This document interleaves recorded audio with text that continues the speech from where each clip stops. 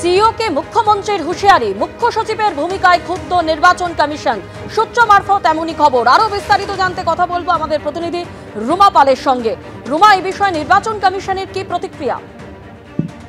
দেখো, জানিয়ে রাখি, মুখ্যমন্ত্রীর মন্তব্যের পর মুখ্য সচিবের ভূমিকা নিয়ে বিরক্ত হয়েছে নির্বাচন কমিশন।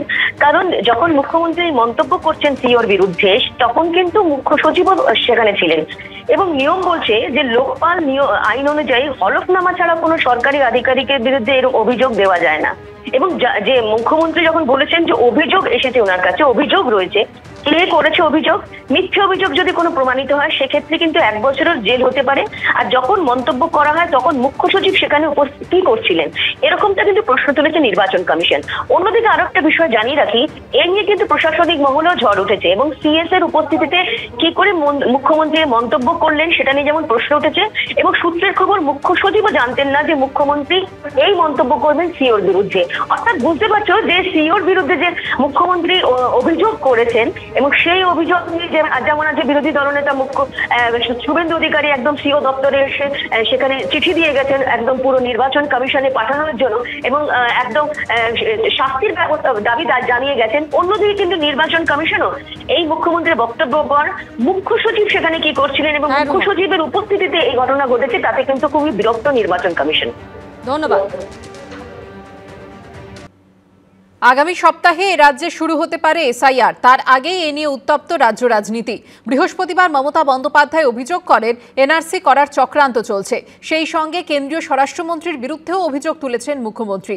অন্যদিকে শুভেন্দু অধিকারীও সুর চড়িয়ে বলেন, আমরা আশা করব নির্বাচন কমিশন চ্যালেঞ্জগুলো অতিক্রম করবে। এসআইআর সামনের সপ্তাহে হতে চলেছে। এবারে তৃণমূল কংগ্রেসের সমস্ত জারিজুরি শেষ হয়ে যাবে। এসআইআর নয়, এটা এনআরসি করার চক্রান্ত চলছে। 23 বছর বাদে পশ্চিমবঙ্গে ভোটার তালিকার বিশেষ সংশোধন হচ্ছে। আগামী সপ্তাহ থেকেই তা শুরু হয়ে যেতে পারে বলে সূত্রের খবর। আর শুরুর আগেই তপ্ত পরিবেশ। লড়াইয়ের ময়দানে তৃণমূল বিজেপি। হুঙ্কার হুঁশিয়ারি শুরু হয়েছে দুতরফ থেকেই। ফের একবার অমিত শাহকে আক্রমণ করেছেন মমতা বন্দ্যোপাধ্যায়। স্বরাষ্ট্রমন্ত্রী নিজে কোনো একটা পার্টির মিটিংয়ে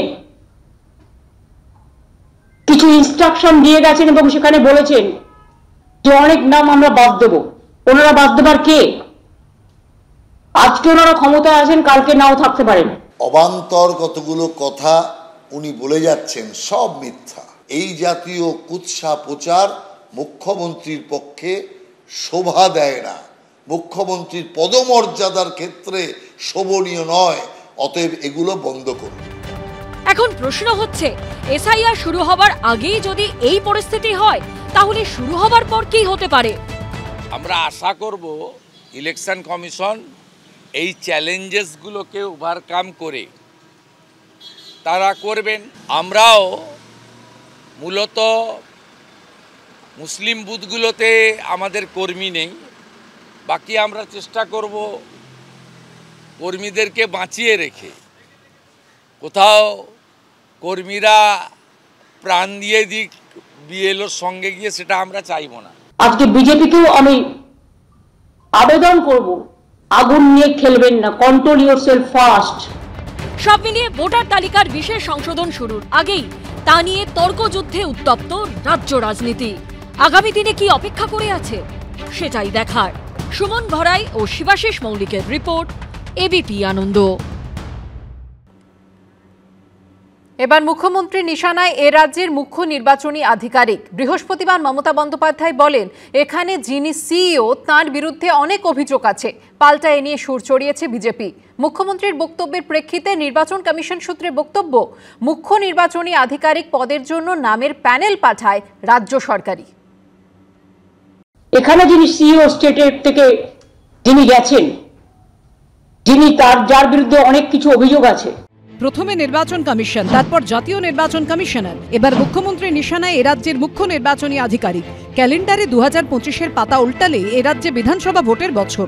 যে কোনো দিন শুরু হয়ে যাবে ভোটার তালিকার বিশেষ সংশোধন, অর্থাৎ এসআইআর। কোমর বেঁধে নেমে পড়েছে নির্বাচন কমিশন। জেলায় জেলায় চলছে প্রস্তুতি বৈঠক। এই আবহে রাজ্যের মুখ্য নির্বাচনী আধিকারিকের বিরুদ্ধে বিস্ফোরক অভিযোগ তুললেন মুখ্যমন্ত্রী। এখানে যিনি সিইও স্টেটের থেকে যিনি গেছেন, যিনি যার বিরুদ্ধে অনেক কিছু অভিযোগ আছে। সেগুলো সময় হলে বলবো। আশা করি তিনি বেড়ে খেলবেন না, মানে ওভার রিয়াক্ট করবেন না। তিনি বড্ড বেশি অফিসারদের থ্রেট করছেন, যিনি নিজে নানা অভিযোগে দুর্নীতিগ্রস্ত। মুখ্যমন্ত্রী এটা জানেন যে দুধে কতটা জল আছে, নাকি জলের মধ্যে সামান্য কিছু দুধ মেশানো আছে। এখন নির্বাচন কমিশন যখন রাজহাঁস রূপ ধরে নেমে পড়েছে পশ্চিমবঙ্গের খালবিলে, তখন স্বাভাবিকভাবেই মুখ্যমন্ত্রী একটু হতাশাগ্রস্ত, আতঙ্কিত। মুখ্যমন্ত্রীর বক্তব্যের প্রেক্ষিতে নির্বাচন কমিশন সূত্রে বক্তব্য, মুখ্য নির্বাচনী আধিকারিক পদের জন্য নামের প্যানেল পাঠায় রাজ্য সরকারই, সেখান থেকে নাম বেছে নেয় নির্বাচন কমিশন। মুখ্য নির্বাচনী আধিকারিক নির্বাচন কমিশনের অধীনে এবং যা করেন সেটা তাদের নির্দেশ মেনেই।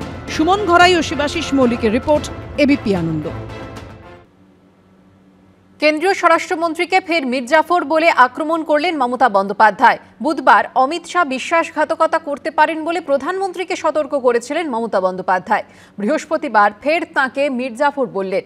পশ্চিমবঙ্গে এসআইআর নিয়ে তাড়াহুড়োর নেপথ্যে অমিত শাহরই হাত রয়েছে বলে অভিযোগ তাঁর। একজন মির্জাফর আছেন ওখানে দিল্লিতে, এই মির্জাফরদের মৃত্যু জীবনে হয় না। ফের মমতা বন্দ্যোপাধ্যায়ের গলায় মির্জাফর আক্রমণ, এবার আরো জোরালো, আরো চাঁচা ছোলা। বুধবারই অমিত শাহকে মির্জাফর বলে আক্রমণ করে নরেন্দ্র মোদীকে তার সম্পর্কে সতর্ক করেছিলেন মুখ্যমন্ত্রী। We can request the Prime Minister, don't trust Amit Shah always. एक दिन वो आपका बड़ा मिर्जाफर हो जाएगा, पहले से ख्याल कीजिए, मॉर्निंग शो कर दे। 24 ঘন্টার মধ্যেই ফের মমতা বন্দ্যোপাধ্যায়ের মুখে উঠে এলো মির্জাফর প্রসঙ্গ। একজন মির্জাফর আছেন ওখানে দিল্লিতে, এই মির্জাফরদের মৃত্যু জীবনে হয় না, তার চিরকালই বেঁচে থাকে নানা কাজের মধ্যে দিয়ে। এই মির্জাফররা মনে করেছেন তারাই শেষ কথা বলবে, কিন্তু তারা যদি এসব করতে যান তাহলে কিন্তু দাঙ্গা থেকে শুরু করে আরো অনেক কেস আছে, সবকিছু কিন্তু বেরিয়ে পড়বে। পাল্টা মমতা বন্দ্যোপাধ্যায়কে তাঁর দলের মধ্যে মির্জাফর খুঁজে বের করার পরামর্শ দিয়েছে বিজেপি। নিয়নার দলের মির্জাফরদের খোঁজ খবর নিন, কারা বেশি রাতে ফোন করছে। বিজেপির মির্জাফর, বিজেপির মীরমদন কে হবে সেটা তো বিজেপি ঠিক করবে। আসলে স্বাধীন ভারতের ইতিহাসে অমিত শাহ থেকে বড় কোনো ভোট স্ট্র্যাটেজিস্ট এখনো জন্মগ্রহণ করেননি। তার যে স্ট্রাইক রেট, তার যে বিভিন্ন জায়গায় নির্বাচন পরিচালনা করার দক্ষতা, সেটা সর্বজনবিদিত এবং প্রশ্নাতীত। তার পারফরমেন্স, তিনি যখন নামবেন ময়দানে বা নামতে চলেছেন, তখন স্বাভাবিকভাবে আতঙ্ক থেকে এ ধরনের কথা। পশ্চিমবঙ্গে ভোটার তালিকা বিশেষ সংশোধনের প্রস্তুতি শুরু করেছে নির্বাচন কমিশন। রাজ্যে এসেছে নির্বাচন কমিশনের বিশেষ টিম। কোলাঘাটে, পূর্ব মেদিনীপুর, বাঁকুড়া, ঝাড়গ্রাম নিয়ে বৈঠকও করেছেন কমিশনের কর্তারা। এই আবহে বিজেপি ও নির্বাচন কমিশনকে একযোগে তীব্র আক্রমণ করেছেন মুখ্যমন্ত্রী। এটা এসআইআর নয়, এটা এনআরসি করার চক্রান্ত চলছে। আমরা ধিক্কার জানাচ্ছি বিজেপি পলিটিক্যাল পার্টিকে এবং গভর্নমেন্ট অফ ইন্ডিয়ার এজেন্সিগুলোকে, যারা বিজেপির কথায় আজকে শুধুমাত্র রাজনীতি করছে, সমস্ত এজেন্সিকে দিয়ে। মমতা বন্দ্যোপাধ্যায়ের এসআইআর কে নিয়ে যে ভয়, সেই ভয়টা ফুটে ফুটে বেরোচ্ছে। কারণ হচ্ছে মমতা বন্দ্যোপাধ্যায় জানেন যে এসআইআর যদি ঠিকমতো পশ্চিমবঙ্গে হয়, পশ্চিমবঙ্গের ভোটার লিস্ট থেকে যদি মৃত ভোটারদের নাম বাদ চলে যায়, ডুপ্লিকেট ভোটারদের নাম বাদ চলে যায়, তৃণমূল নেতারা তো কর্মহীন হয়ে পড়বে। এসআইআর তো গোটা দেশে হবে, নির্বাচন কমিশন বলেছে। অন্য কোনো আমাদের বিরোধী যারা নেতা, দলের নেতা আছে, বিরোধী দলের রাজ্য আছে, সেখানেও মুখ্যমন্ত্রী আছেন, তারা বিরোধিতা করছেন, কিন্তু এইভাবে কেউ বিরোধিতা করছেন না, যেভাবে বিরোধিতাটা মমতা বন্দ্যোপাধ্যায় করছেন।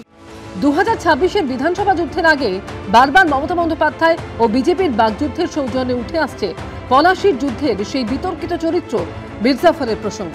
পলাশির যুদ্ধে সিরাজউদ্দৌলার পরাজয় ঘটেছিল, মির্জাফর শেষ হাসি হেসেছিলেন।